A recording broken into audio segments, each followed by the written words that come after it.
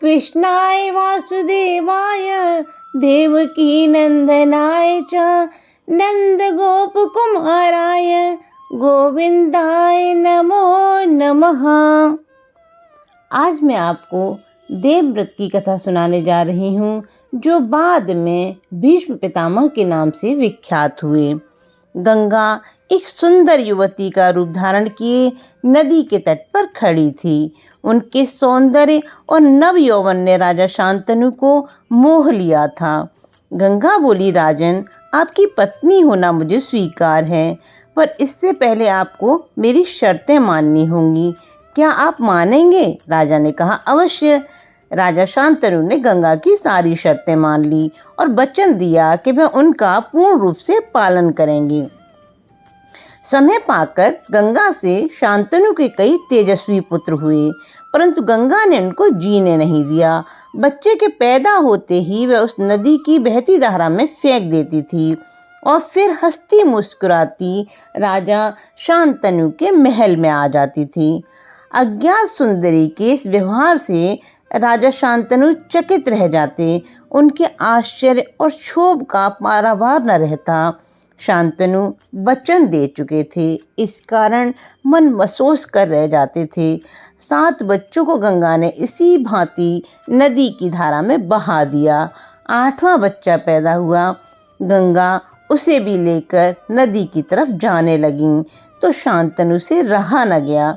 बोले, माँ होकर आपने अपने नादान बच्चों को अकारण ही क्यों मार दिया? यह घृणित व्यवहार तुम्हें शोभा नहीं देता है। राजा की बात सुनकर गंगा मन ही मन मुस्कुराई, परंतु क्रोध का अभिनय करती हुई बोली, राजन, क्या आप अपना वचन भूल गए हैं? मालूम होता है कि आपको पुत्र से ही मतलब है, मुझसे नहीं। आपको मेरी क्या परवाह है? ठीक है, पर शर्त के अनुसार मैं अब नहीं ठहर सकती। हाँ, मैं आपके इस पुत्र को नदी में नहीं फेंकूंगी। इस अंतिम बालक को मैं कुछ दिन पालूंगी और फिर पुरस्कार के रूप में आपको सौंप दूंगी। यह कहकर गंगा बच्चे को साथ लेकर चली गई। वही बच्चा आगे चलकर भीष्म पितामह के नाम से विख्यात हुआ।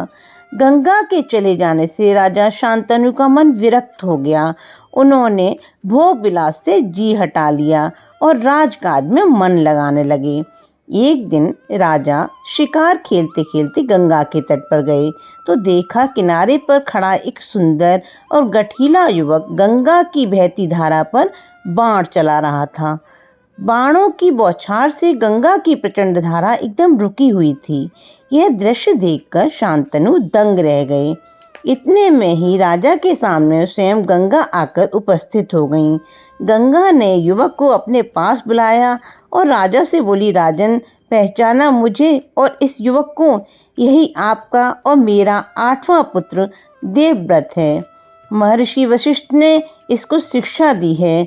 शास्त्र ज्ञान में शुक्राचार्य और रण कौशल में परशुराम ही इसका मुकाबला कर सकते हैं। यह जितना कुशल योद्धा है उतना ही चतुर राजनीतिज्ञ भी है। आपका पुत्र मैं आपको सौंप रही हूँ, अब ले जाइए इसे अपने साथ। गंगा ने देवव्रत का माथा चूमा और आशीर्वाद देकर राजा के साथ उसे विदा कर दिया।